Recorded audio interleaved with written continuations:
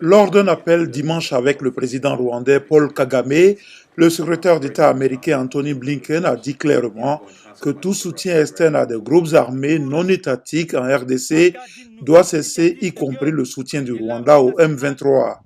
Le Rwanda a immédiatement réagi dans un communiqué publié lundi soir. Le ministre rwandais des Affaires étrangères Vincent Biruta y précise que son président Paul Kagame et Anthony Blinken avaient eu de bons échanges, mais que les différences demeurent sur la compréhension du problème.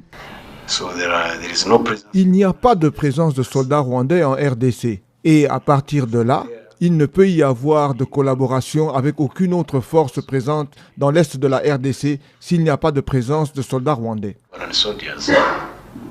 Le Rwanda a à plusieurs reprises imputé la responsabilité de la crise dans l'est de la RDC aux autorités de Kinshasa et a accusé la communauté internationale de fermer les yeux sur son soutien supposé au FDLR, les Forces démocratiques de libération du Rwanda, un mouvement de rebelles hutus rwandais dont certains impliqués dans le génocide des Tutsis en 1994 au Rwanda.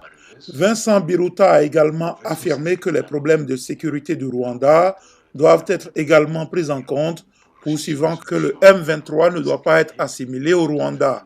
Un sommet organisé le 23 novembre en Angola a ordonné un cessez-le-feu, suivi du retrait des rebelles des positions conquises ces derniers mois, mais aucun retrait n'a été observé à ce jour. Groupes armés et gouvernement de la République démocratique du Congo tiendront une prochaine séance de pourparlers de paix en janvier dans l'est de la RDC, après 3 premières réunions au Kenya, a annoncé ce mardi la communauté des États d'Afrique de l'Est.